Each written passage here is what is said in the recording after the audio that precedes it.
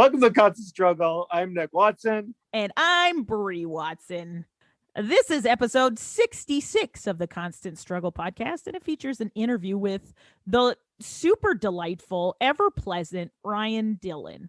What'd you think about that, Nick? Pleasant conversation. Just waiting to go into your ears right now, everybody. Yeah, but I guess before we jump in there, I'm going to say one little thing, and then Nick, you and I can catch up for a quick second, and then we can get right into that episode. But what I would like to start by saying is that if you're enjoying the Constant Struggle podcast and you've enjoyed our past episodes and you're thinking, hey, maybe I'd like to start my own podcast. I mean, if we can do it, you can do it. Exactly. Right? If these two dum-dums can have a podcast, then surely somebody of your bright intelligence can as well. So if you're going to do that, what I want to recommend is that you use Podbean as your hosting software because it's super easy and it's super fun. And if you go with them and you use a link that I'm going to provide you with, you can get your first month free, which is awesome. First month free. Not that it's super expensive to begin with, but still everything helps, right? So if you go to podbean.com, let's try that again, podbean.com/strugglepod, and you could get your first month free. Yay, Podbean. That's where you and go. Speaking from experience, we've been on it for what, 5 billion years now? Yeah, I think it's been 5 billion years, at least 5. I think we must be at like the 5.5 mark soon, because I think we started in 2015. Yeah, I was going to say, because it feels like 2, it must be 5. Yeah, the past year has felt like 800 years, so maybe that has had an impact on it. But anyway, and then there was that time we fell into that wormhole. Yeah, the hole. I remember that. Yeah. That was awkward. Yeah, that was a weird time. A weird time for us all. Whoa! Cool. Whoa! All right, Nick, what are you working on these days? What do you got going? I'm wrapping up a short story that I gotta get mailed to the Toronto Star for the short story competition. What does that mean? You have to mail it? I have to physically mail it. Normally I would just walk right up to the Toronto Star building and say, here you go. But you know, COVID. Right. I'm just gonna put it in the old Canada Post. Oh man, I wonder how much it costs. Like, how many stamps do you have to use for that? Dude, it won't be that expensive. It's like Toronto. It's one town over. Yeah, I know, but I'm just curious. How heavy is the script? How many pages? It's a short story, Brie. It's like 8 pages. That feels like so old school. Well, it doesn't help that I like carved it into wood. Yeah, I figured. I knew it was tablets that you were using, that you were inscribing. Yeah, and I put it, gave it a nice varnish, classed it up a bit. Good. Working on my calligraphy. So the story sucks, but it looks pretty. Excellent. Oh, that's cool. So when does that contest up, I guess, deadline? Deadline's end of the February. Okay, and you're already done. Look at you. Yay. Yeah, I got Catherine reading it tonight or tomorrow. She's submitting stuff for stuff. So, What does that mean? Is she also submitting a short story? No. This is work-related stuff. Oh, I see. Yeah. Okay, cool. Yeah. How about you, Brie? You're improvising all over the place, right? Sure. Yeah. What's new with me? My company my fellow improv teachers are unionizing, and my company has been sold. Yay! Or I should say, bought. Wait, really? Yeah. The Second City got a new owner this week. Oh, okay. So that's interesting. ZMC, I guess it's the guy who owns the company that owns Grand Theft Auto video games, among many other things. Oh, okay. So that'll be interesting. I think it's hopefully a good thing because it means we can continue to exist, which I think is always good. My buddy Durr used to make sandwiches for those guys at Rocksteady Games over in Edinburgh. Right. So I guess this guy is he owns Rocksteady? Yeah. That's very interesting. Okay. Yeah. Is he a hoser? What does that mean? Is he a hoser? Is he Canadian? No, American dude. Second City is. Oh, yeah. Sorry, of course. For sure. And so the exact same day that announcement came out, the announcement also came out that the teachers at Second City were unionizing. So that's fun. Lots of crazy stuff going on over there in that front. In these strange COVID times. Strange. We're really channeling the early the 20s vibes of. That's right. Sure. And also I'm doing 100 days of improv, which is besides the point. And also teaching. And also, yeah, I wish I was writing more. I guess that's the only thing. In January, I felt like I was writing a lot. And this month felt like all of a sudden other commitments came back. Are you still there? Yep. Okay. Yeah. So other commitments came up, like more teaching, more my side gig there where I help host, do web hosting for different companies. Anyway, Cool. yeah, so those a bunch of gigs, and then next week I'm super busy helping out friend of the podcast Florian Francois with a bunch of presentations he's doing for the French school board. So anyway, I just feel like I haven't had a lot of time to write, and that is sometimes frustrating. Yeah, well, at least you're improvising. That's true. I'm still being creative, and yeah, so that's me. Oh, I just killed a baby potato bug in my office. I don't know how he got in here. Well, it's probably because it's cold out and they find cracks and cricks and such. Yeah, those little guys are cute, but like, you gotta die, buddy. Oh, why? What if he's eating other gross bugs? Oh no, now I'm gonna die from them. You should have left that potato bug live. Speaking of killing, you know who kills every night when they go on stage? Would that be Ryan Dillon? It would be Ryan Dillon. And I suppose killing looks a little bit different nowadays, and it'll be fun to talk, or for you at home, you wonderful listeners, to hear how that sounds. How does stand-up comedy work in the COVID? In these unprecedented times. Yes, in these socially distant times. So I hope you enjoy the episode, and if you do, don't forget to share it and talk about it with your friends and all that good stuff. But stay at a distance.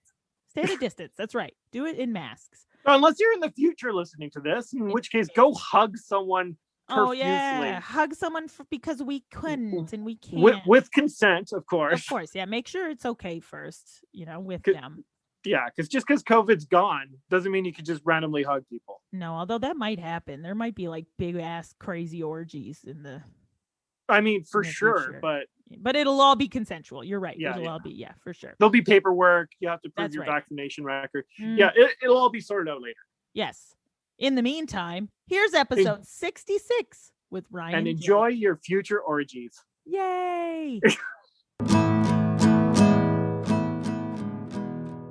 Welcome to Constant Struggle. I'm Nick Watson. And I'm Brie Watson.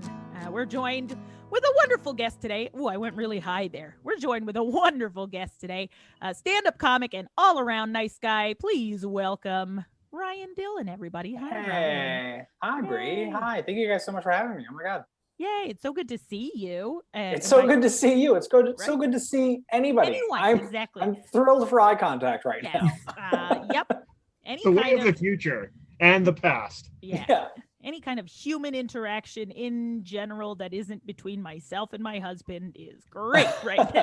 Oh, I hear you. My girlfriend and I have been trapped together for 10 months and I love her to death and it has made us closer. It has made us so close, Brie, because we're in the same room all the time. Yeah. You can't get much closer than that, Brie. Oh, how do you oh man, I feel like we could jump right into that right now. Let's do it. How do you deal with that? So you're in an apartment or I'm in an apartment. I'm in the same apartment I've ever lived in Toronto. Okay. And my girlfriend and I got very lucky because right before the pandemic happened, my girlfriend and I, so we met at one of my best friend's birthdays, Danny Delbo, a great TV writer, very funny. He's a nice guy too. He's a nice guy. He's such a sweetheart. I love that man to death, and he makes some pretty cool projects. And one of my best friends. And so we met at his birthday years ago, and he was in from LA because he was working on a project he had in the works. And he was like, I just need a place to rent, like a room or something. We had a spare room. So we're like, oh my God, you can stay with us. Like, we don't care. Like, knock a few bucks off a rent and I get to live with my best bud for a while. Cute. Hannah loves him too. Yeah. So then the pandemic hit and he's, his home base is LA right now. And we were like, don't go back there. No, don't do that. So he stayed with us and it's been great because I think it's nice having a third party in the apartment because like we can like board games or like watch a movie together and be social together. And we're a little lucky in the sense that there's stairs in our apartment, so there can be space. Like we can give each other our own little space, which I think is important. But yes, and of course that goes without saying. It's like it's great, but at the same time, you're like the same 2 people every day. Yeah, yeah. But it's been great. Like it's been like a lifesaver having 3 people, because I can't imagine going through a pandemic or what everyone's going through like alone. Like I know a lot of comedians live by themselves. I know, and like I like for your own sake, like your mental health and stuff. Like I know there were like when they bubbled up, they said that if you live alone, you can go bubble up one other apartment, which I think was very smart, because for mental health, like you do need social interaction. Absolutely. Well, yes. And you can see it sometimes even in the Facebook posts of some of the people we know who are alone, who are just like reaching out on Facebook, like, dear God, somebody have a Zoom with me or something. Oh, I know. I've been very open that if anybody needs a phone call or a Zoom, I think what's been very interesting is that we have brought back the phone call. The phone call has become this cliche joke that I feel like as I watch so much stand-up, it's like one of the famous jokes. It's like somebody called me the other day. What a psycho! Call 911. And I'm like, yes, we're all calling 911 for everything. Yes, I heard the joke. The punchline. Let's call 911. Yes, good. But it's funny now when someone calls me, I'm like, oh dear God. Yeah. A voice. It's nice. It's really nice. old-timey. We should start sending letters to people. Oh, wouldn't that be nice? Oh, dude, actually, it's so funny. Like my birthday just passed, and it's your birthday is your grandmother sends you a card or something like that, and it's always the best. But when your grandmother sends you a card and it's the best. So a couple of friends sent letters because they were just like, I'm bored, I'm gonna send a letter, and like it's crazy how much more that means. Like a phone call and a letter, it's like people putting their effort and time of their day to have an experience with you. Whereas like a text and a message is just like, anytime someone texts me happy birthday, I'm like, you were on the toilet when you sent that. Okay, this isn't some special connection that's happening right now. God bless you. I'm all right with that. If somebody's thinking about me on the can, I consider that a win. Hey, anybody thinking about me is a win. It's a win. Trust me. It's a win, but it's one of those wins where everyone gets a trophy if it's on the toilet. But when someone calls you, it's like, oh, you came in first, bud. Yeah.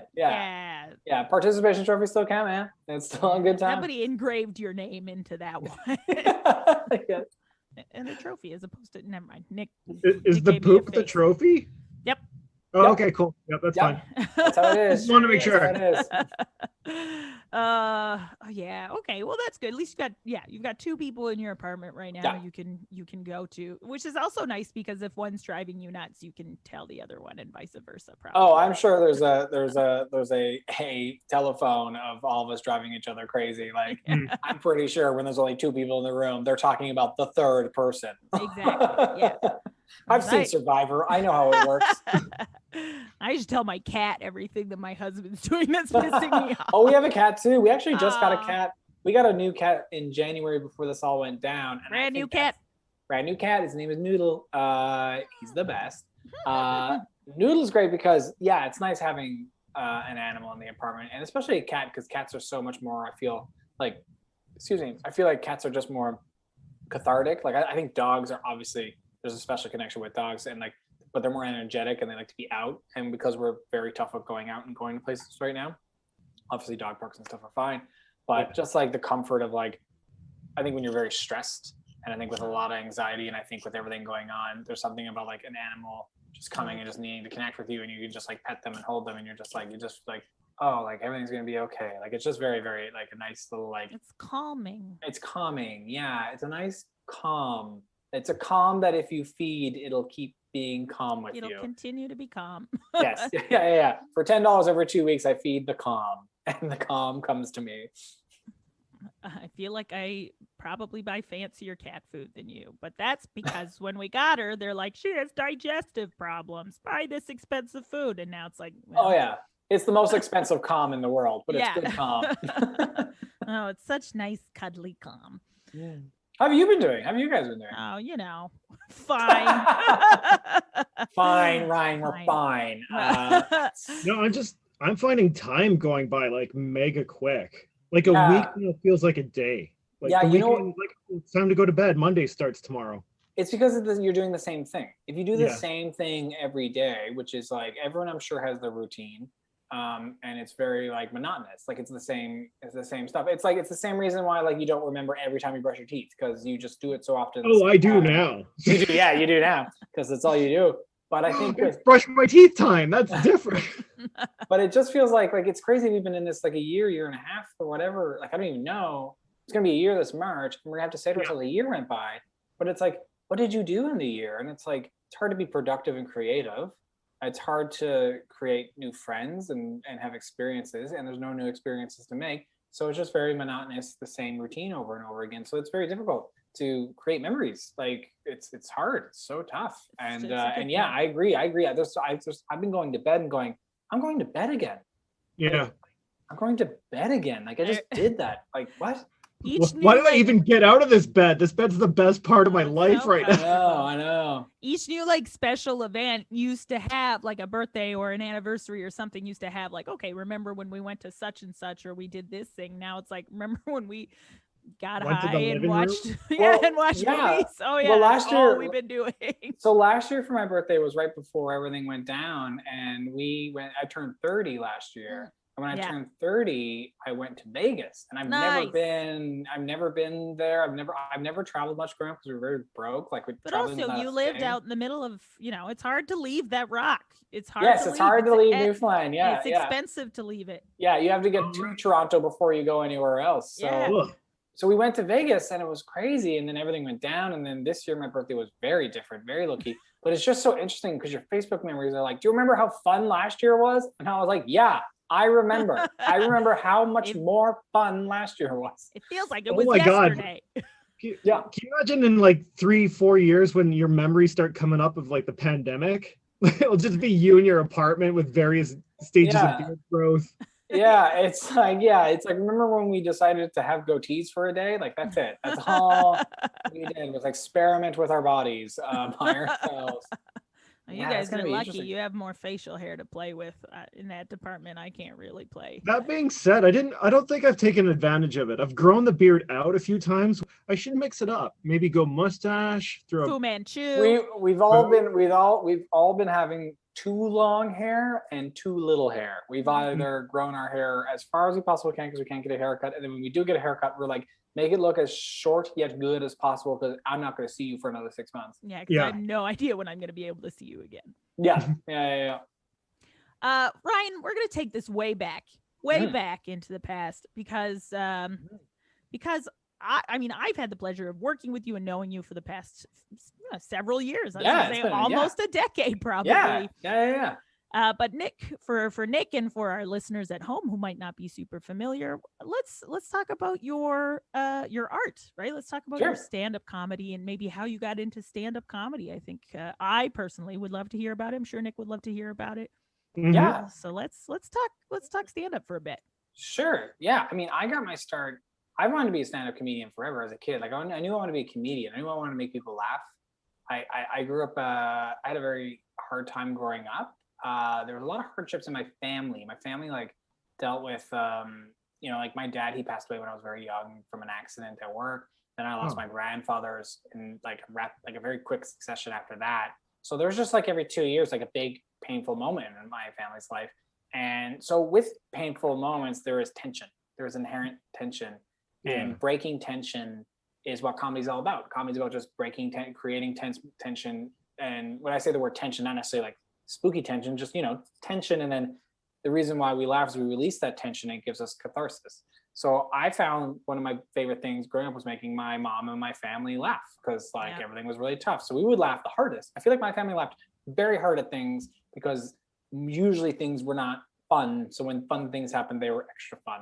So I feel like that's why I gravitated towards comedies and funny movies and stuff. And so when I got into junior high, I never thought you could be a stand-up comedian, especially in Newfoundland. There wasn't really a scene. There was Shaman Jumder was on the go. There was Newfoundland artists and comedians, Codco, 22 Minutes, but there wasn't necessarily a stand-up scene. So and Just for Laughs would come through from time to time, but that was about it. But I started with the improv games, Canadian improv games. Right. And because I heard about that. And then through high school, right? Yeah, junior high and high school. And then university, I was in a couple sketch troupes and I was an instructor with the Canadian improv games. You would be a referee and stuff like that. At and that was university really still? yeah, because when you're university, so at high school, so university students would be the volunteers for the Canadian Pumpkin. I see. Okay. So Gotcha. yeah, so that's what I did. And then, I remember being in university, not having a good time. What were you studying at university? I was at Memorial University. I was doing a diploma I was doing a Bachelor of Arts, but there was a diploma program in film, and it was a 2-year program that would complement your degree. So if you did it, you could graduate with a degree and diploma at the same time. Oh, and cool. because some of the credits will cross over. Right. So I did an accelerated version of that. You could do the whole diploma in 1 year. It was a lot of work, but it's just basically a bare bones, like basic intro to like film editing, directing, acting. And I remember doing that thing. The practical side of filmmaking. Sorry, yeah, very much the technical, practical side. Like I learned how to use. Nick studied film at Western, where he learned 0 practical skills. Yeah, no, mine was all theory. Yeah. So there was no theory. It was all very hands-on, which was very fun because I was in a university setting, which is all theory, which is much more, communicating ideas, academic. So I realized I liked the practical side more, and I liked physically editing videos, and I liked creating. So my mom looked at me one day and she said, "You should drop out of university and move to Toronto to do comedy because that's what you want to do."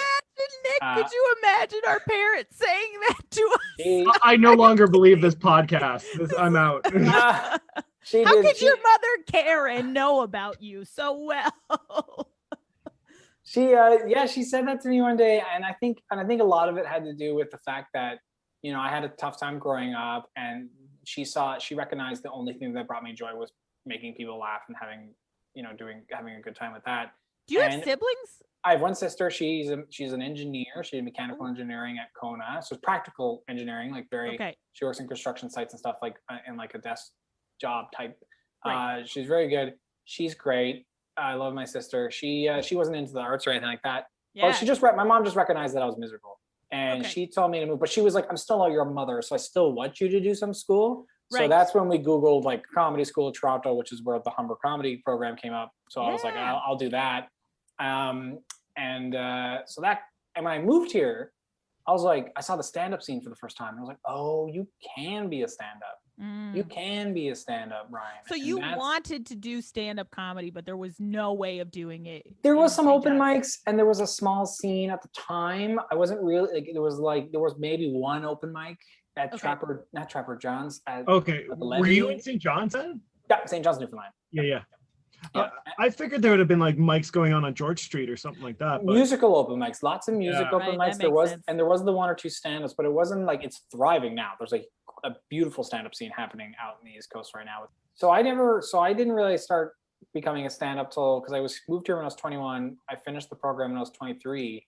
So when I was 23, I started really going into stand-up. I did some during Humber, but like when I was 23, I really leaned into it. Yeah, because you had done the conservatory as well. I graduated the Second City Conservatory and the Humber Comedy Program in the same week. So I had 2 main stage shows within 7 days of each other for 2 completely different hour-and-a-half shows. Beautiful. I was in a lot of sketches for both, and it was wild. I remember that week being wild. And for a 23-year-old me, it was so fun. One week I was doing the conservatory grad show, and the next week I was on stage with like Scott Thompson. Kids at the hall, and I was dressed as Rick Mercer, and we were making fun of the East Coasters. It was so fun. That makes sense. Yeah, so that all led to my stand-up career starting at 23 years old. Great. And I'm 31 now, so this will be my 8th year of doing stand-up, which is crazy. Right. Not even that long, really, if you compare it to every other comedian in the city. Like geez, I mean, there's some comedians that are 21, 22 years old, and they start when they're 15, and it's wild. I don't know. Everybody. What's the deal with cafeteria food? What's the deal with cafeteria food? Can we talk about math class? But that's where my stand-up. I think the reason what I wanted to be a stand-up comedian because I just felt very I think just because I had such a tough time growing up that there was just so much bad stuff happening around me that I just wanted everyone to feel good. Yeah. So I think that's where my stand-up comes from too. Is like I think stand-up can be whatever it wants to anybody. I don't think you can put stand-up in a box and define what it means and what it should be. I think it's whatever the artist uses it for. And what the audience can connect with. And what the audience can connect with. And I think, I don't care if you're a dirty comic or you're edgy or you're silly or whatever, as long as you are bringing people joy and not hurting anybody, I think that's what stand-up should be. Mm-hmm. So that's why a lot of my jokes come from just like, you know, I like make fun of things and I'm angry at things, and that's where comedy always comes from. But like, I try to have a very nice personal experience with the audience where we can all connect and laugh at something together. But yeah, those are all the words I wanted to say. I love that. In that respect, it sort of reminds me of Stephen Colbert's story and why he got into comedy, because he had a lot of personal tragedy when he was growing up, and I think we hear that a lot. I think even Conan was talking, or his podcast, he talks about how he always wanted to make his mother laugh. You know, like everybody always wants to. When you see the people around you hurting, you want to find a way to make them I 100% happy and smile. agree. Yeah, I 100% agree. It was my mom I always liked to make laugh because she had the tough time. I was a surprise. Like my mom had me when she was 20 or 21. So like I was very much a surprise. And you know, and my sister came not too long after that. So you know, her whole 20s was raising kids. So I think that was a big part. I feel like that's like, now being in my late 30s, I feel like that's the time you should do it, you know? Yeah, you've got all the energy. I mean, everyone's experience is their own, but yes, of course I can see that. My mom, you know, she never really got to like, I think that's why she wanted me to move and go do this. She never got a chance to, that's why she wanted me to move. So get the fuck out of here. No, because I think she just saw that I had an opportunity to be my returns and do what I wanted to do, which she never got to do. I feel like that's why she gave me that blessing. That's nice. It sounds like you have a nice connection with your mom. And I do. I love my mom. My mom's great. She understands your goals and encourages them. Yeah, and don't get me wrong. She said, "Listen, if this doesn't work out, I want you not to, you know, don't put your whole life into something that's not going to work." I gotcha. And like you can always go back to school and stuff. Like and luckily it worked out. I'm pretty happy with how things are going. So but yeah, no, I'm very lucky because not a lot of comedians have. I think more people are supportive now than ever for people to be an artist and a comedian. But I know there's obviously a lot of people who don't have that family support for this kind of thing. So I'm very lucky in that sense. Yeah, just noticing comedy now seems to be less about the angry guy and like all these tortured souls, and there's seems to be like a good crop of people coming up who are relatively well adjusted and kind of happy people. Yeah, I think a lot of that has to do with and I can only speak from my young experience as a comedian, but it seems like for every 3 to 5 years, the early comedy scene, the young open micer scene, will try to ape or mirror whatever the hot thing is, because whatever the hot thing is. Yeah. So like, you know, I feel like, you know, like when you look at the 90s, like, you know, your Jim Carreys and your Robin Williams, you know, and even to an extent, like your Eddie Murphys, it was like your big, well, Eddie did the 80s, but you're very big characters, like big, you know, personality. And that's why you got like those movies, like you had your like Ace Ventura, you know, anything Robin Williams was in forever. And so like big characters, so very, very animated, the very LA style of comedy of like being very performative. And then like, I think, you know, in the early 2010s when I started, it was all very like you said, the torch, like your Louis C.K.'s and stuff. Like everyone was like, I'm gross, and like, and even before that, like when I remember Dane Cook was really hot when I was in high school, and everyone wanted to be like, yo, what's up, like that broy kind of so broy comedy. And then now I think now, because comedy is much more diverse and there's a lot more different voices coming in, and it's not just all straight white dudes, but even the straight white dudes that do it, like John Mulaney, it's like, you know, I love John, it's my favorite. People are kind of more listening to personal stories and having more empathy with comedy. And that's not to say there isn't room for everything else. It's just that's the vibe right now. Yeah. And being very political with comedy. I think the past 6 years, because I think comedy has become quite political too, because, you know, when The Daily Show sparked like so many other political correspondents, comedians, like, you know, your Samantha Bee came from there, Colbert came from there, like everything just came from there, and they carried that voice for Jon Stewart's voice through different mediums. That's why I think a lot of comedy has become very political the past few years. So I feel like whatever the hot thing is, people will see them, be inspired by that, and be like, I want to be like that. So I think it was trying to emulate it. Who was it? What was his name? Geez, what's his name who hosts This American Life? Ira Glass. I think it was him. I might be misquoting somebody else, but I think it was Glass who said the reason you get into art, the reason when you first become an artist, you start emulating the people you want to be because you have good taste. So like, there's nothing wrong with sounding like, oh, he just sounds like a knockoff, whatever. It's like, well, they're inspired by that person, so they're going to sound like that person at the beginning. Until they find their own voice and keep going. And like, you know, it's like you start with a piece of clay that kind of looks like John Mulaney, but then you keep piecing it together so you get you. But that's where it started. But now we're here. So I think clay starts looking like Andrew Dice clay, and then mold it and mold it. So I think that's what stand-up is. It's like at the beginning, that's why everyone talks about like finding your voice and all this and that. I think it's just, and people give up, and you know, comedians are the most cynic assholes in the world. They'll always, you know, shit on anything, especially the miserable ones. But you know, I think the reason why people sound like they do at the beginning is because they're emulating what they know. And I don't think there's anything wrong with that. I think, you know, I don't care what it is as long as it's inspiring you to eventually become who you are. Because, you know, all those people, Jim Carrey's and all those people we grew up with, they saw people that made them want to do it, right? Yeah. So it all boils down to the first caveman making somebody laugh by bonking someone on the head. So we all came from that.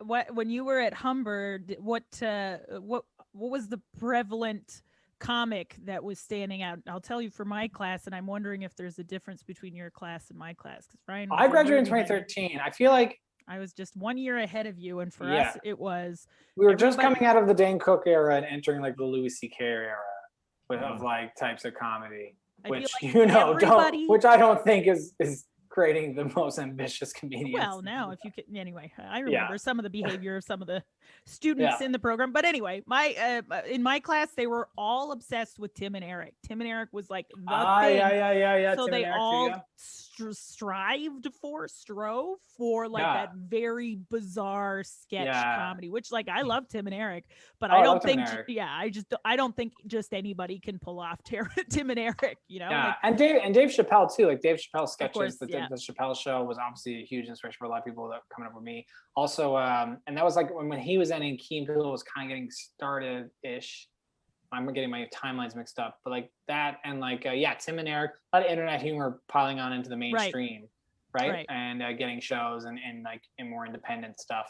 So yeah, that was definitely part of it. But I'm really bad at paying attention to like famous sketch troupes and stuff like that. Like I love Kids in the Hall. I watched Codco a lot when I was young because of Newfoundland. Yeah, they probably forced you to, right?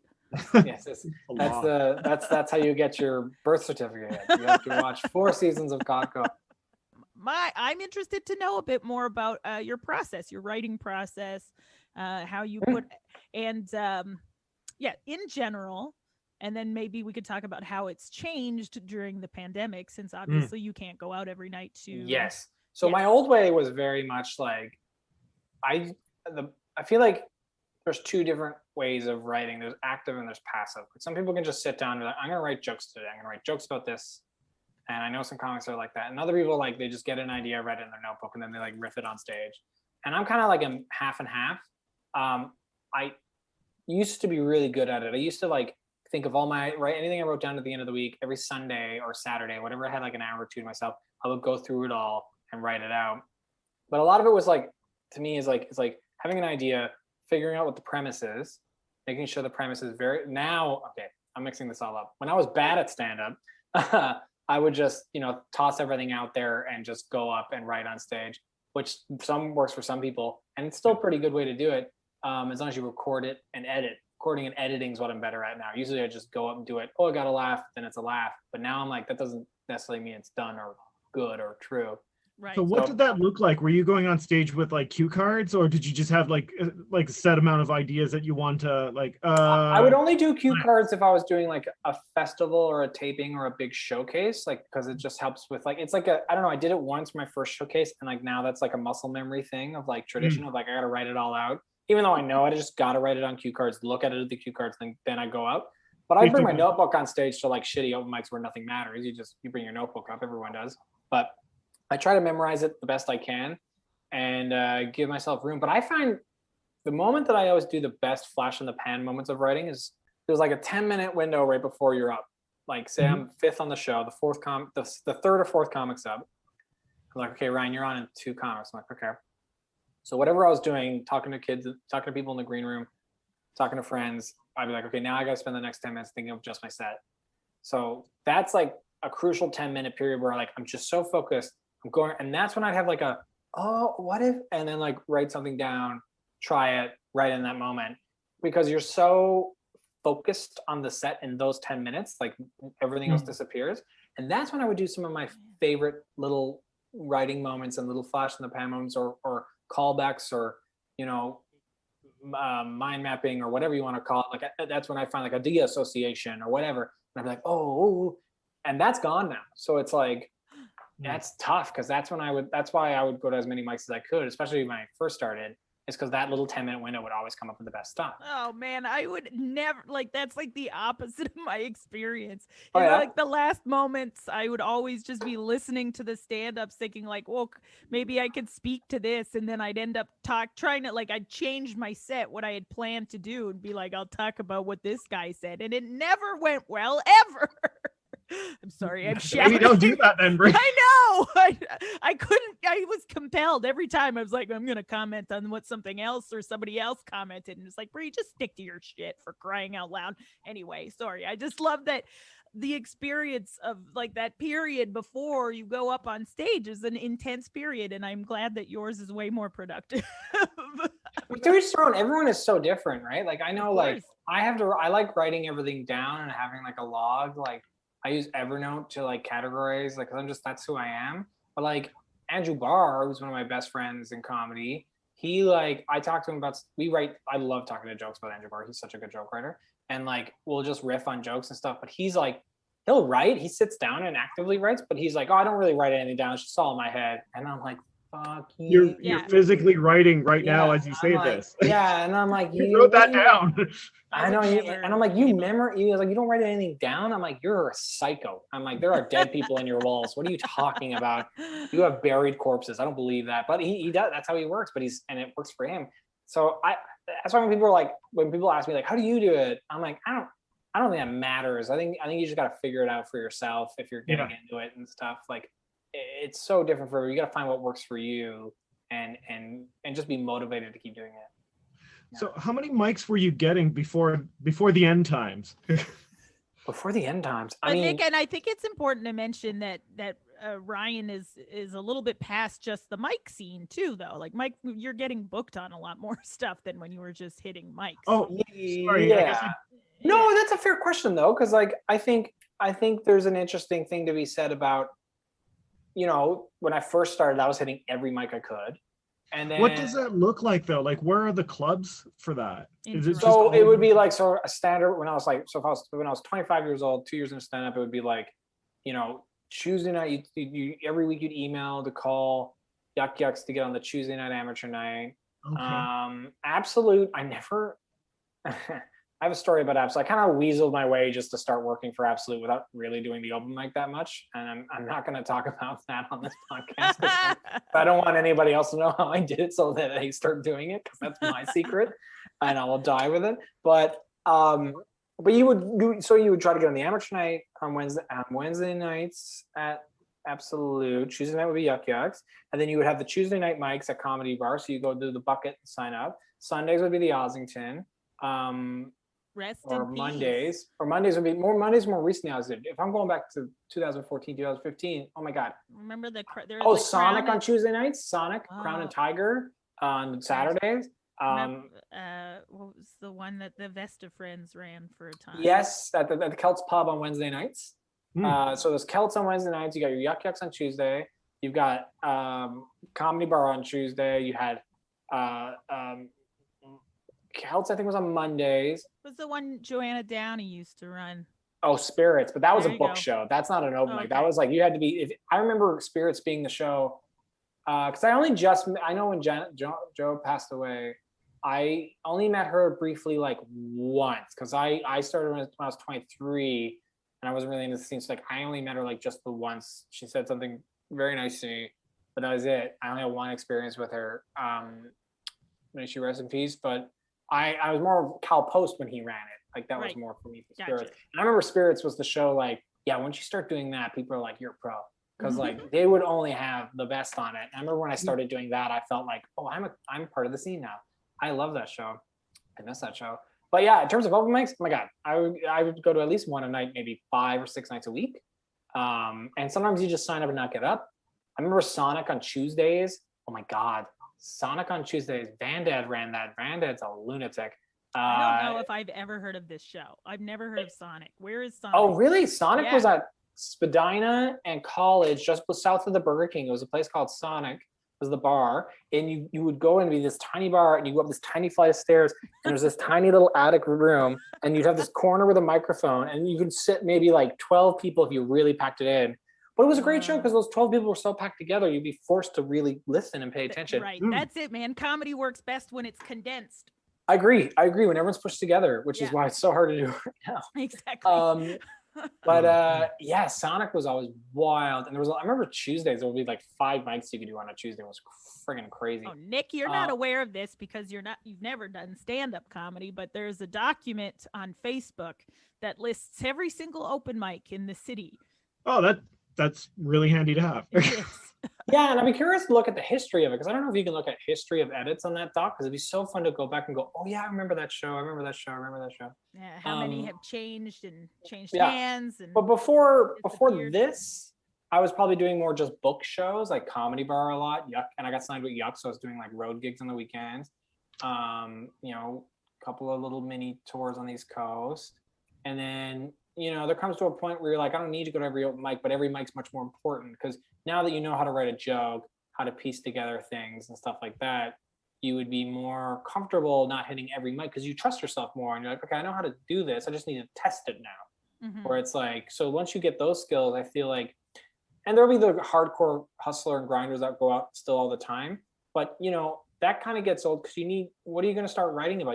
All you can write about is either things you saw on the internet, or you start becoming the comic who writes jokes about comedy, which I don't want to do. I don't want to be that. So I think it's important to like go out and live a life so you have something to talk about. So I wasn't near the end there. I was probably more doing 3 or 4 shows a week that were on my own in terms of going to get stage time to practice stuff, as opposed to the 5 or 6 I was doing before. But that's because on the other nights I was like getting paid. So that's a good reason. I think I mixed up the term mics with sets. I guess mics is just open mics. Is that what it refers to? Yeah. So a mic would be just like a mic where you can just sign up, go up, or send a message. A book show, I say a book show because it's like you can't just sign up. They already have it pre-booked ahead of time. And then there'd be like your gigs, right? And whatever, everything. And there's all the other stuff that's outside in between. But in terms of like how many times was I getting out before this? I mean, a lot.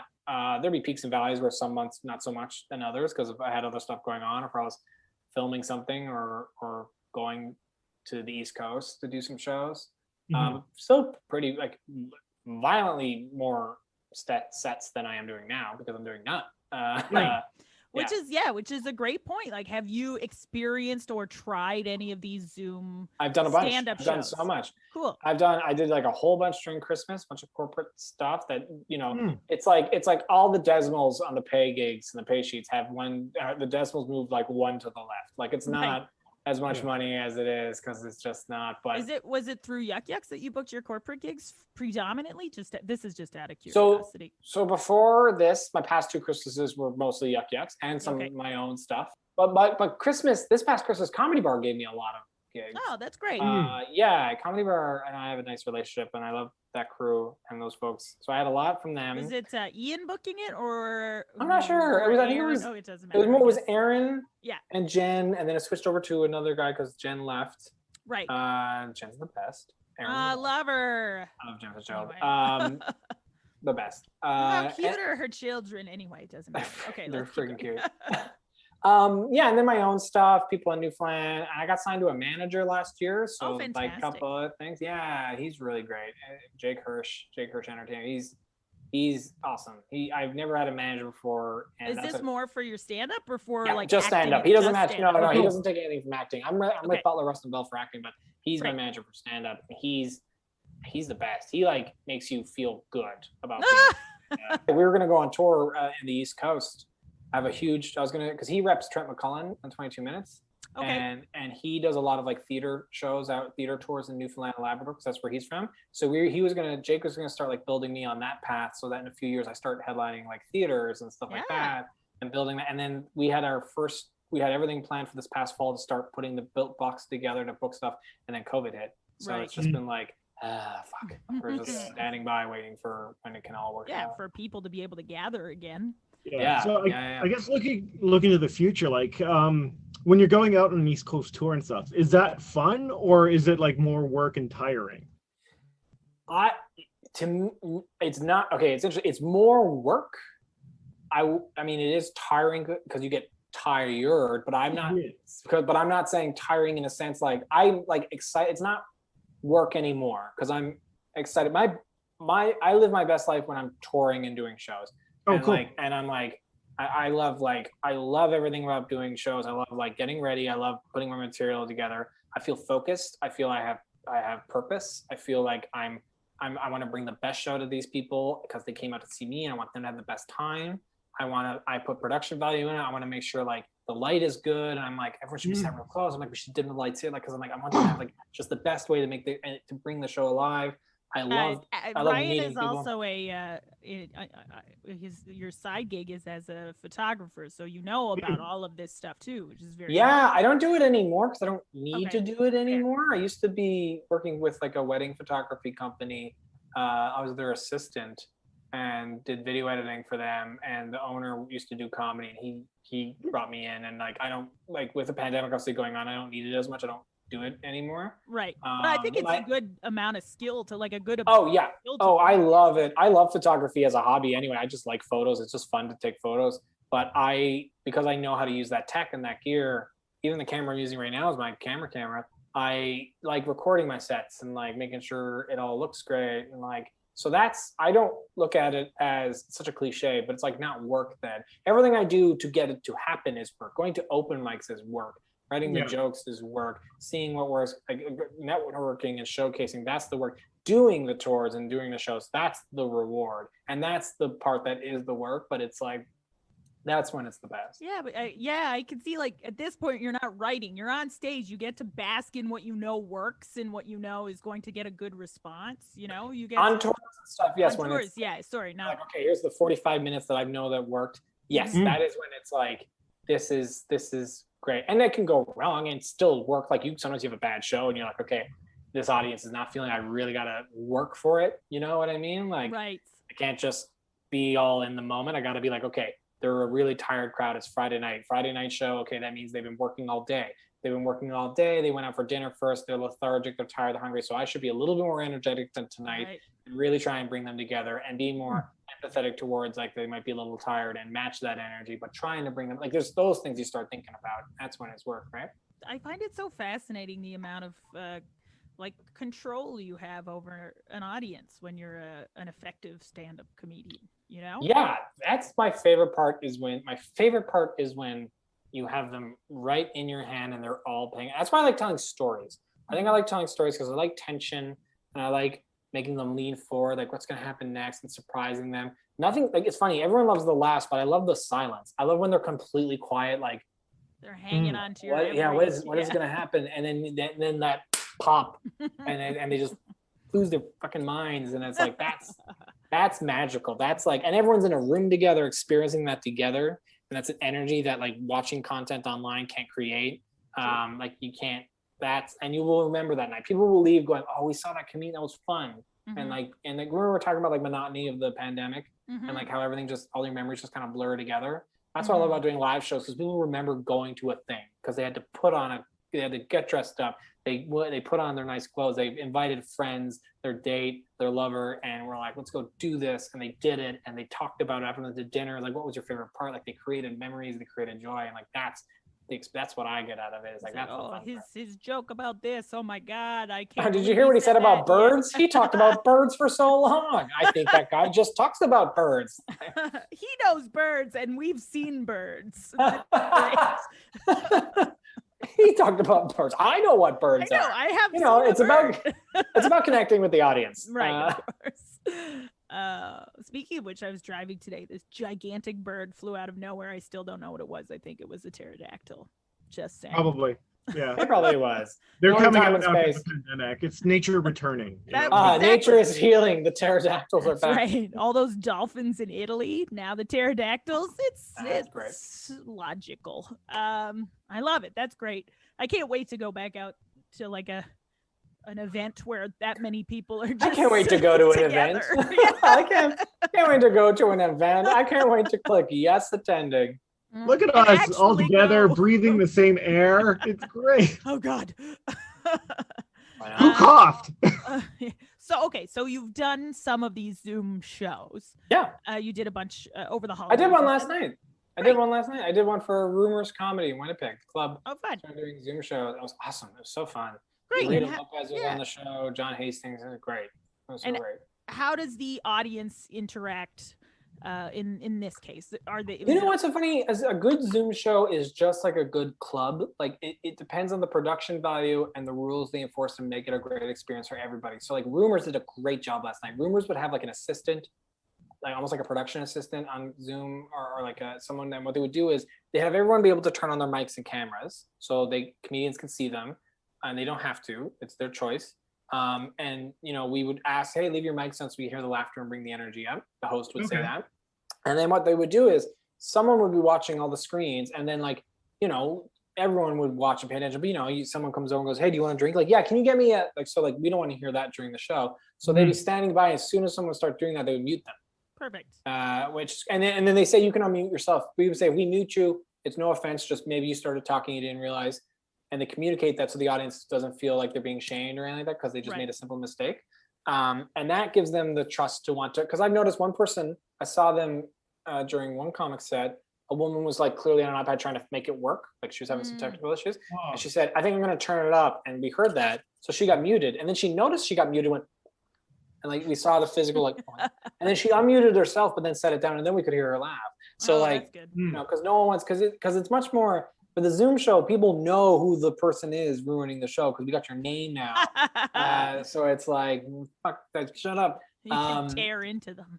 Yeah, but I think people are more generous and polite because, no one wants to be, because we've all done so many Zoom meetings and hangs that no one likes tech issues and no one likes being that person. So it's interesting. It will never replace actual live stand-up, but I actually don't hate the Zoom shows. Every comedian I know hates them, but I'm like, they're because it was ran, probably we had 100 people watching the show. Oh, beautiful. And they nice all had a good time. The club said some very nice things in an email afterwards and that was great. So I think as long as the work is put into it, I've been on Zoom shows where some comic putting their friends together and everyone's talking and like, oh my God, but that's like any other bad show you've been on, right? Yeah.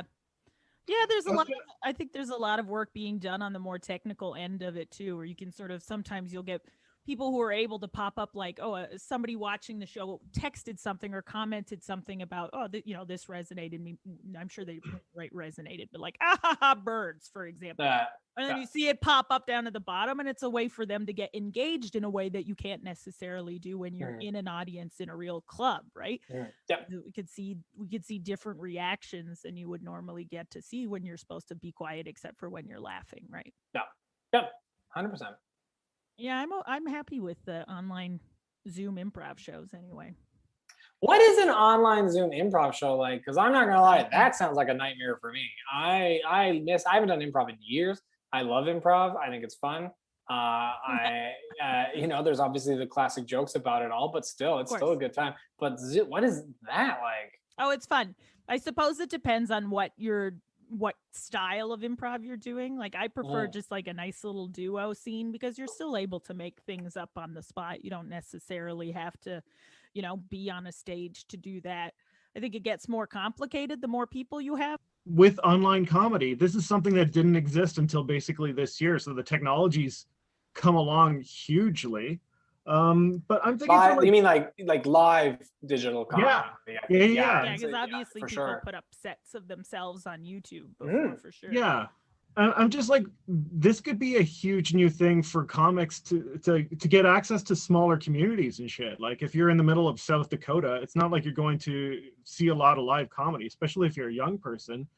But like you could tune into even doing rumors last night, like rumors is in Winnipeg, and like it's funny, I did the Winnipeg Comedy Festival just in the fall, like a very micro. They scaled everything back, but it was still great. It was, but they, you know, the Rumors was there, and I was like next to the club, and I was like, I can't even perform in there because of what's going on right now. But I got to do a digital set for them, and that was super fun, and they were great. Yeah, I think this is an interesting way to do it. I think like Zoom shows like this might continue in some capacity for a while. I don't think it'll ever replace live stand-up. If we look out throughout history, actually, stand-up thrives post depression and eras like after the Great Depression, after World War II, after the Spanish flu. If you go back, you can see that stand-up, because it's the cheapest form of entertainment. You need a microphone, a speaker, a stage, which costs nothing. Also, in context, and I've had this conversation with a few other comedians about, this is kind of not answering your question, by the way, I apologize. I'm kind of more talking about how I think stand-up is going to return with a big swing when this is over. Yep. But I will get back to answering your question. But I think when this is over, especially in Canada, because Canada for sure likes to think it's America sometimes in terms of how it consumes entertainment. Like if you look at the CTV Canadian, whatever channel, it's half the Big Bang Theory all the time. That's super frustrating. But think about it. When this is over, when the vaccines start to roll out, we're still not going to open up our borders. Like you're not going to see, you know, Lady Gaga's not going to be at the Rogers Center anytime soon, or John Mulaney's not going to be at the Danforth. But even just anybody, like any big act, isn't going to be able to come through because one, travel restrictions. Two, you know, they're not. Everything's not just going to open willy-nilly like 100% when the vaccine rolls out. It's going to be a slow rollout. So during that slow rollout, local art and local artists, musicians, comedians are going to thrive because you can only have up to 100 people at a thing first. So people are going to be so itching for live entertainment again that people are going to go out and support local. Like, you know, people are going to go fill the Horseshoe Tavern when it maybe not be full. Comedy Bar on a Tuesday night when it's usually dead will be packed. Like it'll be a cool thing of like people are like, finally things are back to normal. I want to go do things. Like there's going to be a boom of that. It'll level off when we bring back in American acts and traveling then tours and stuff like that. But there will be a good thriving moment. As for live shows like this, I think people are going to start blurring the line more of like connecting to their audiences. It's like you said, being able to connect to a small audience that you never expected to before, like with Instagram Live and TikTok Live and live apps and YouTube Lives. Like people are going to realize that they can adapt things and expand their audience. Like nothing says you can't. People were already before doing their shows on like Instagram Live or whatever, but now they realize people might actually sit around and watch it and check it out. So I think it'll not be like it is now. It will definitely drop off, but I think it'll be an option for people to connect with their audiences and stuff. I think it's an excellent way to bring in more accessibility to comedy, especially if we consider like a lot of the clubs in Toronto are not physically accessible spaces. No, they all demand several stairs to gain access to before entering them, and obstacle courses of, you know, general description. Yeah. So in that way, I think it's definitely been an advantage.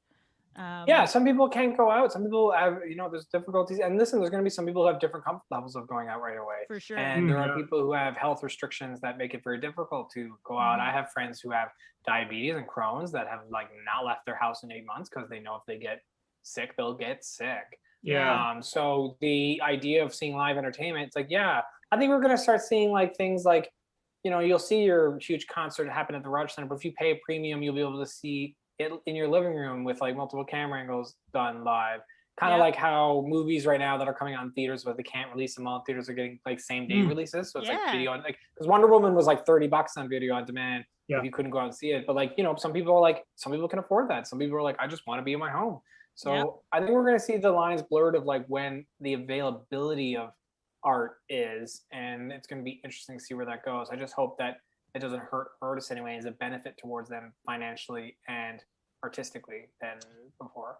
Yeah, I was just thinking, like, I wonder if like the Comedy Bar would have somebody live streaming a show at the same time. I think that's going to be artist dependent. Like, I don't think Comedy Bar itself, because it's not like, I don't know. Maybe they could, but I think it would have to. I think it's the artist, the producer of the show's job to be in charge of that.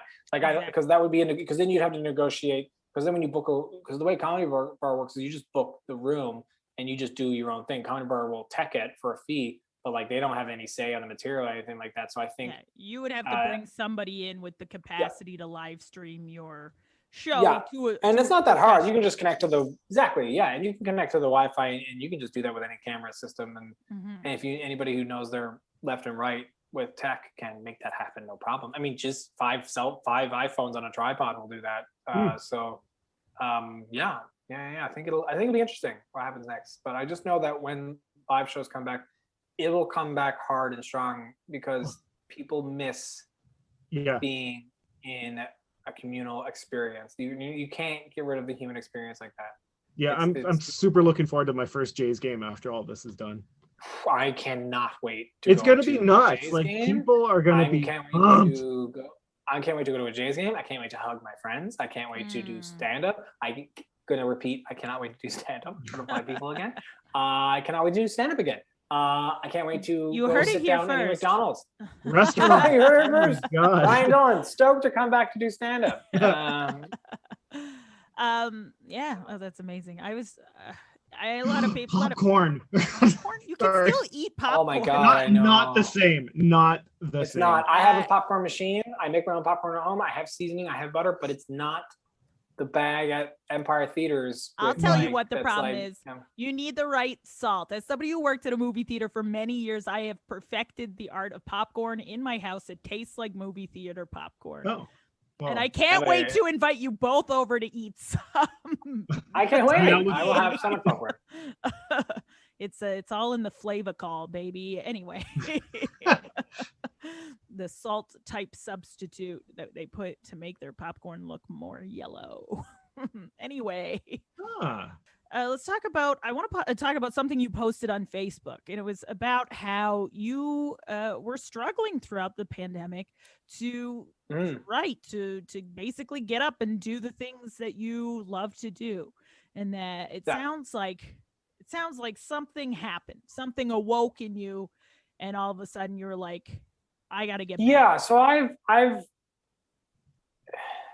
had a hard time with anxiety and depression my entire life. It's been something I've lived with, and it's something a lot of people do. And I think this pandemic has not been kind to that.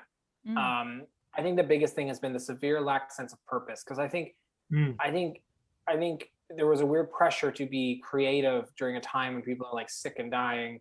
Right. And then at the same time, it's like, my strengths are doing stand-up and live performance, whereas like, there's some, and I, when you go on social media, which is the devil, which will make you always feel bad. Yes. You see people who thrive in that format, in that medium of like podcasts and making sketches and little videos, which I never really did before, which I'm getting into now, and I'm starting to enjoy it, but like, which I didn't realize from before, but still, it's just not the same. And just like, and I'm very bad at comparing myself to other people, which I've gotten a lot better at over the years, but we all do it. For sure. And social media makes it so easy, right? It's so easy. Oh, it's so easy. And I just felt like, and then like, it's like what we were talking about before, man, about time flying by so fast.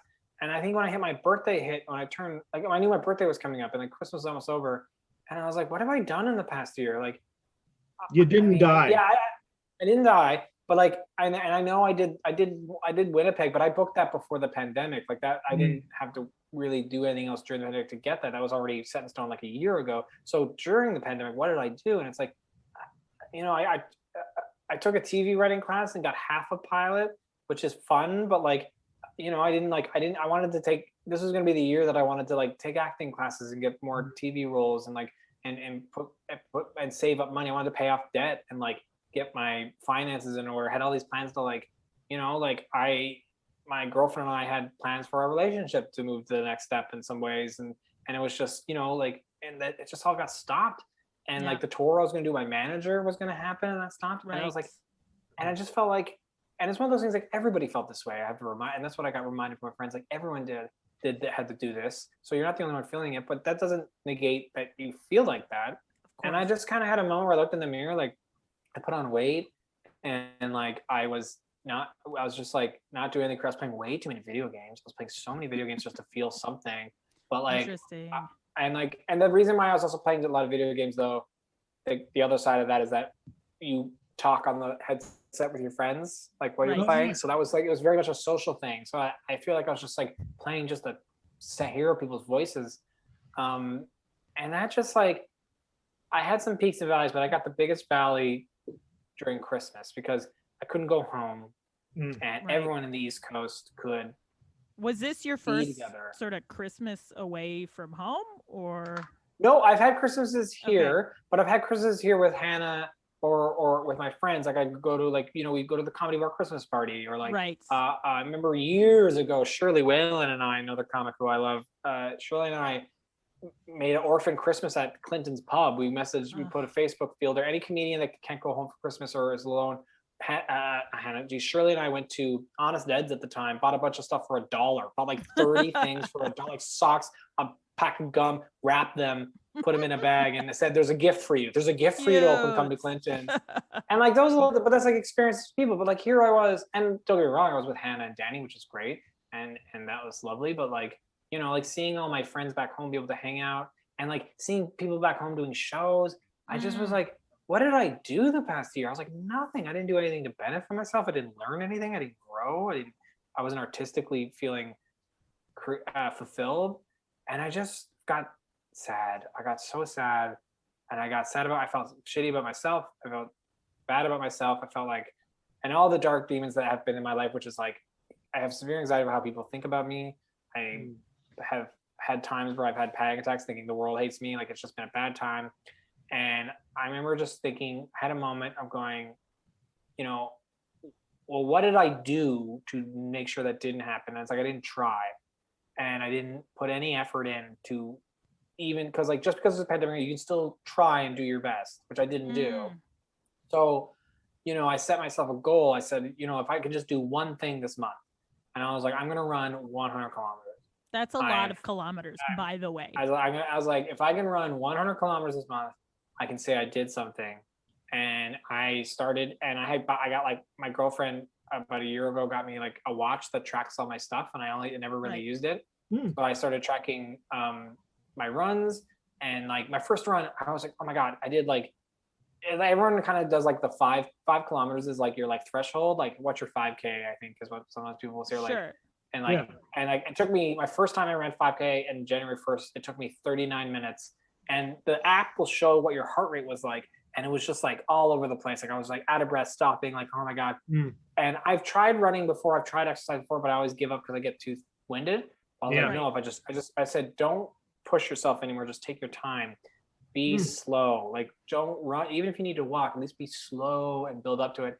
And in 30 days, I went from 39 minutes to do 5K to 28 minutes to do 5K. And that's it's like a measurable improvement. Yeah.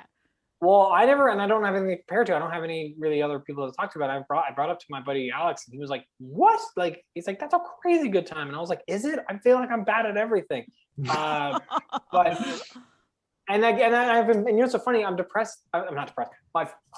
Anyway, I am, but this week has been depressing because for the first time, I feel bad because I can't run because it's so cold out. And like, yesterday I was going outside and I almost slipped in the back alley of my house because there's just that sleet of ice because of the weather we've had. And I'm like, I can't, and I'm just like feeling bummed because I can't run, because running makes me feel better. And when I run, I think about my goals and I think I can do it. And it makes me, and when I'm done running, I'm like, okay, well now I'm going to clean this up. Now I'm going to write like this. I feel less motivated to be playing video games. So like after a run, I'm like, just keep going. And that was huge. And like, and I posted about it. And, we all see these big Facebook posts of like people being like, here's something I did, and being proud of themselves. And, I think because I'm a comedian, as so many comedians are cynics, that it's very like, oh, here you go, one of those posts. But it's like, you know what, like the reason why I started running was because I saw people like Ben Miner and Matt O'Brien and these other comedians post their workout goals and their results. And it's been them posting about it made me go, well, now I want to do it. And then I started doing it and getting results. So I was like, well, now I'll post about it, because if somebody sees that, they'll be like, well, maybe I can do it. And like, I think that's a good thing. And I think that's when social media should be used. And I think because of comedy and the arts, comparing yourself to other people, that you're not supposed to be proud. Like, especially in Canada, you're supposed to be very humbled all the time. But, take those moments to be like, I fucking did something, man, and tell people about it, because that'll inspire other people to do stuff too. So and it's also a good way to sort of remind yourself of what you accomplished. You know? Like it's one of those things, like, you should be grateful. Like, you know what I mean? Like, I did this fucking thing. I'm allowed to feel good about it. Like, Yeah, I agree, and like you know, it's your social media. They came here to follow you. I'm like, you can fucking hit unfollow. I don't care anymore. I used to get too caught up on stuff like that. I'm like, who cares? If you're not here to be supportive, then like go, just go. Why are you here? Yeah, exactly. Why are you here? You're here, dude. You're the one that came here. One of my that's not my fault. So that was like a big thing, was like just feeling, I think because all I knew was going out and doing open mics every night and doing auditions and taking photos, and all three of those things got taken away from me. So it's like I can adapt and learn and keep trying, or I can just sit around and be bummed. And now I want to look back over 2021, when 2022 comes. I want to be like, I did so much, even if it wasn't what I wanted to be doing, but long as I kept bettering myself. And it's like the classic quote of like, I think it was like, it's like, I don't even know if this is like one of those real quotes. You know how people slap words on a poster online and friggin' who knows where it came from? But it was like one of those classic, like I think it was like a Jim Carrey quote or something like that about how depression is real. You know, you should get help, but like if you're not eating healthy and exercising, you're not giving yourself a fighting chance. And I'm like, I agree with that. I think there's some things out of your control, and I think you should go get help. I think there's no shame in that. I think taking medication is completely great and fine if that's what works for you and you need that. I think you should talk to people. I think you should talk to professional people. But you know, if you're sitting in bed all day and you know you're ordering the McDonald's every night, and you know, and don't get me wrong, it's hard. It's so hard to break out of that because it's all you know, especially for a long time. But like, if you don't, you gotta try, man. You gotta try and do it. Even if you fail, at least you try, you know, and like it gives yourself a better chance. I love that you said I started with like, it was one little goal. That's all it was. It wasn't like 8 goals. It wasn't like I'm going to do everything. It was, here's my one little goal. It can be seen as a challenge as well. Like challenges are a good and way don't to get me motivate wrong. people. Yeah, and don't get me wrong, 100 kilometers is a lot, but I said to myself, if I say I'm going to run 100 and I don't make it, and I only ran 30, or if I ran just 10, 1 kilometer a day, twice a week, that's 10 more I would have done this month.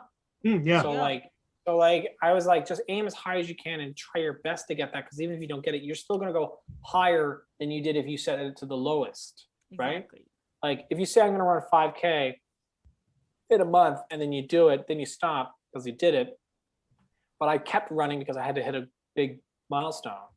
So it's like, even if I fail at that 100 and I make it to like, I remember like I was 3 days away and I was 85 and I was like, I got to get 15 kilometers in the next 3 days. But even if I didn't, I ran 85 fucking kilometers a month. That's crazy. I've never done that before. So I think it's good to aim high, because then at least if you don't make it to that goal, you work so hard to get there. You went further than you would have if you would have aimed lower. You know what I mean? 85 more clicks than you would have run if you hadn't given yourself a challenge. It would have been 85 more clicks than the 2 clicks I walk every month going to the kitchen. So there you go. That's wonders. And I think what also really helped too was right before this, me and a bunch of comedians and I did a competition where we put I think it was like $25 in a pot each. And for 6 weeks, we'd see who can go the longest without ordering takeout, or who would order the least amount of takeout. Nice. Order the least amount of takeout. And honestly, I was getting so much, because I think during the pandemic, it's such instant gratification to order food, and that was the only way I could get joy, was someone bringing me a Big Mac or bringing me Mary Browns or whatever. And you're helping the economy. And I'm helping the economy. But I feel like when I cut that out and I was dependent on making my own food, I have a better relationship with food now, because I make it all. And money. And I can still, and money. Oh my God, save so much money. But also I can still make chicken strips from home or whatever, but then it's an experience, because now I'm like learning a recipe, making it with Hannah, and controlling all the elements, making it, it's not all deep fried, it's healthier, and like, and I can control the portion sizes, because that's the big thing, is you eat that food to feel better, but then you eat so much of it and you're like, oh God, I want to die. So I think that was, I think it's because I tried and gave myself the fighting chance to put the effort in. And like, you know, I'm still not 100%. There's still a lot of stuff I'm dealing with, but like, I feel so much better, and I feel much more confident that I can do things. I'm more motivated to do things because I did that thing. I think it's interesting to see how easy it is to get sort of stuck in these patterns that are more comfortable. But I think, Nick, you said you went through something similar as well. And I know at the beginning of the pandemic, I was feeling the same way, where it's kind of like, well, what's the point? What's the point of doing anything? I'm just going to get high every night and watch movies. You know what I mean? And then eventually that gets old. But I think there's like, you need to get some kind of motivation, some kind of snap. Something has to happen that seems to spark, or at least it seems to be the case for Nick and Ryan in this case. Something sparks where you're just like, what the fuck? This doesn't make me happy. I need to get back to what makes me happy, what brings me joy, what brings me motivation. Well, it was at first when it struck. And when this was specifically for like my creative stuff. Like I did no writing. So everything was just try to get through a day. You know, it's like I'm super fortunate because my job, I'm able to do it at home. So like work wise, my company said we're not going to fire anyone until like the next year. So everyone's job safe for a year. We're going to keep you at home and safe. So like that was taken care of. It was getting used to having the kids at home all the time because they started doing the online schooling. And also my wife was working from home, which was totally new for her. So it was basically all of us in our 4 people bubble, just trying to get the grips with what life is going to look like we had no idea. Like at the time, there's no vaccine on the horizon. It could have been 3 years. So, it was a tough time. Fortunately, like over the summer, our numbers got better and my son plays like rep baseball. So we were getting out and seeing other humans at a distance and watching sports. And like Coop was loving it because he can have some physical activity. It was great. And then I don't know when the writing kicked back, but it for sure came back for November because I do NaNoWriMo for the last 2 years where you write a book in a month. And so like by the time October hit, I had to start planning for the book, and it was just like turning on a light bulb. The writing just happened again. So I lucked out on that. I think that's and it seems to be back. Like I've been doing my morning pages as well, like started getting that back going from January, setting some goals and stuff like that. And I don't know, like I haven't set up the run 100K thing, but I'm doing myself a push-up challenge, whereas like every day. That's great though. That's great. Like as long as you're doing it and trying, like it's so great. If I could recommend anything, dude, it's like anything that tracks it. Yeah. Like, it doesn't need to be some expensive piece of tech or cheap piece of whatever, even just a notebook. Yeah. Oh, dude, like if like a little whiteboard or just says today I did 1 push-up, tomorrow I did 2. My rule of thumb with this, with any goal, is like if you can do just as good as you did the day before, that's a win. Yeah. Like you didn't go down. Like just so like, if like your limit is 5 push-ups. If you do 5 push-ups, you're winded. That means your only goal is to do 5 tomorrow. Yeah. And then 5 again tomorrow. Just do 5 every day. And then one day you're gonna be like, I feel like I can do a bit more. And then when you do 7, you're like, great, now I just gotta do 7 every day. Oh, dude, now threshold. Yeah. Well, at the point now, it's like if I miss a day, then I have to make up those numbers the next day, and that's been a huge motivation of not like doubling my workout thing. So it's been going pretty good. Okay, this is it's great, man. That's awesome. Right, we know what we need to be healthy and to be motivated. We need that right balance of like body health, mental health, and social health. So when all of that sort of went away temporarily, it was a shock to our systems. But now we're finding a way to reincorporate them, even though it looks a little bit different than it used to. And I've been taking comfort in the fact that it feels like a defined amount of time. Like I don't think it'll be too much longer than this summer where more things are going to open up. So I'm just trying to be in the moment and appreciate the 1 year where everyone had to stay home. But even if you don't even if it ends up, because then I see you being disappointed if it ends up lasting. Well, no, I'll be right back on the struggle bus when that happens. So I think maybe if you keep to that mentality of moment to moment, then it doesn't matter when it ends, as long as you're able to sit in the present and sit in the, I mean, I hear you, but in like counterpoint, shut up. Okay, great. I love it. Great. Well, anyway, I thought that post was very motivating, Ryan. So that's why I was like, Yeah. we gotta talk to him. We have to find out what happened, what snapped in him that he was like, no, I'm good. Your struggle The rate snap- went through the roof.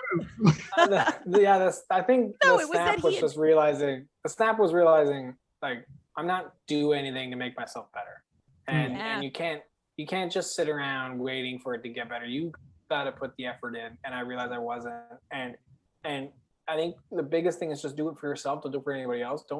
I don't think you need to post or make an announcement. Just do it for you. That you just start doing it, and when you feel like proud about something, feel free to open up about it, because hopefully it'll inspire other people to take better care of themselves. But I think that was the snap moment, realizing was I'm not doing anything to make this situation better, and that's on me. And you got to own that. And I owned it, and I just was like, I just gotta do better, and then not just rely on pity or anything like that, or motivation from friends that's just there to make you feel better. And it doesn't mean anything if you're not putting the work in. So I put the work in. I love it. That sounds awesome. Thanks, bud. Ryan, so do you have any, we could go to the plug section now if you want. Do you have any shows or anything coming up on Zoom or otherwise that people can look forward to? Nothing happening in my life. Nothing to plug. I have an album that's been out for 2 years. I just want to make another one, but who knows when that's going to be. Hey, we'll I plug might be your going on tour soon. I don't know. Violently Nice is my album. You can search that. Honestly, just search Ryan Dillon comedian and have a good time. That's right. And just you can follow me at the Ryan Dillon, TheRyandillon. Just Google Ryan Dillon comedian, follow it, and here you can keep along my journey in comedy and hear all the funny stuff I gotta say. Sounds awesome. Thank you, Ryan. Thank you both for having me. Yeah, thank you so much for being here. It was so nice to catch up, to see you after probably over a year. And keep I don't know, keep on keeping on. You too, bud. You two both. Keep on getting on. And good luck with your push-ups, my friend. I wish you the best. I hope we keep getting better. It's good. I mean that. Like, yeah. You learn about yourself doing it. Like, I can do push-ups. Oh yeah. Yeah. I learned how much I can't run, and then how much I could run, and how much I will never run. Again, thanks for being here, Ryan. Make sure you check. We're going to post all of Ryan's social media and the information required to follow him so that you can do so from log on to Twitter, from a safe distance. Yeah, absolutely. So usually we end this with a little struggle on. Ryan, do you want to give us a little struggle on? That's all you have to say. What is that? What is struggle on? What do I do for that? You just say struggle on. Folks, struggle on, my friends. There we go. Take care of yourself. I love it. Thank you, Ryan. Thanks, guys. There you go, Brie. That was a good episode right there. Oh, what a delightful human being running around with his little comedy legs. I don't know what that means. But still, yeah. How's your push-up challenge going, Nick? Still going. Hit number 50 today, Brevis. Oh my goodness. 50 push-ups. 50 push-ups and crunches. Oh, and crunches. I don't know why I don't register crunches as being as hard of a thing. I think it's because I've always felt crunches were easier than push-ups. Oh, well, they're good for the core. I find like I'm not getting any back issues now. Oh, that's great. That's good. Yeah. I'm hoping it'll translate to an awesome golf swing this summer. Oh, perfect. I find like the more exercising I do with Erica, the more I find pain in my back, but it's only because I'm rediscovering muscles in my back that I haven't used in a long time. Yeah, you'll get over that, and then you can start your crime fighting. Oh, perfect. Oh, thank goodness. I've been waiting for that. But before that, Brie, I mean, we got to share with the criminals of the underworld that they should follow Struggle Pod on Facebook, Twitter, and the Gram. Yes, absolutely. And if you liked this chat with Ryan Dillon, you definitely have to follow him. His content is so funny. He's on Facebook, Twitter, and Instagram as @the Ryan Dillon. And why do I feel like he's on TikTok? No, maybe it was just an Instagram reel of his that I saw. And he also has, if you haven't heard it already, you should definitely check out. He's got an album. He's got an album out that you can listen to. It's called Violently Nice. which makes sense now that you've heard the episode, right? Makes sense. And that is available if you subscribe to Apple Music or Spotify, Google Play, and if you happen to have Sirius XM radio, you can listen to it on the JFL Canada channel, which I believe is channel 168, but those channels change all the time, so maybe it's not that anymore. So if you tuned in and it's like the Jimmy Buffett channel, you're also welcome. The Jimmy Buffett channel, I'm pretty sure, is way lower in the numbers. I want to say like a maybe a 27. Oh my maybe. God. People are just learning so much from our podcast. Yes, I think so. I know that just because like my Yacht Rock channel changed constantly. All the time it changed. Excellent. Yes. Hey, here's something else that I would absolutely, and I think you would too, Nick, absolutely love and appreciate would be if you listening at home, if you wouldn't mind supporting the podcast by rating and reviewing the podcast wherever you listen. Sure. Yeah. If you could Yes, leave us please. a review, Yeah. it's so helpful. If you're on Apple Podcasts or you're listening on Podbean or Google Play or even Spotify, please leave us a review. It helps us so much when you do, and if you do. So and we're gonna be happy to share reviews if if you leave one, because I personally think that is so much fun. Like there's one posted. Are you looking out? I do have one. Yeah, one right now. It's not. It's 5 stars. Oh my. And the name is can't think of an original nickname. That's their name. And here's the review. It's love this. This show is fantastic. Oh my goodness. So I think if you love this show, obvious listener right there. Yes, clearly big fan. So if you love this show, please leave us a little review, and we'll read it if we we'll read it if it's 5 stars. If it's not 5 stars, get out of here. We'd consider 4 stars too, though, to be honest. Yeah, that's a fair point. Yeah, I will.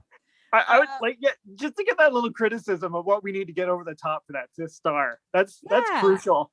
I think that helps, give us a little bit, give us some work. We're struggling artists and struggling podcasters. 5th star. That's right. Help us help you, and if you feel like you've got a story, you've got a little struggle you'd like to share with us, please reach out on either of our social channels, and we'd love to have a talk with you. We'd love to chat with you.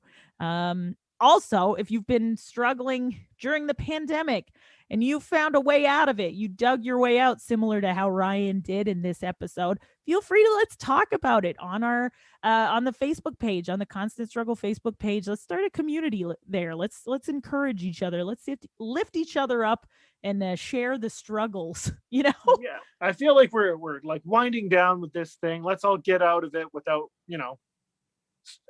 suffering any more than we have to. That's right. Let's help each other out. Let's try to encourage each other and motivate each other while we're at it. Does that sound good, Nick? I think it does. Can we do that? I think so. All right. Yeah. Well, then thank you for listening. And you're welcome. Oh, right. Yeah. and we'll see you next time, folks. Yeah, struggle on, everybody. Struggle on, everybody.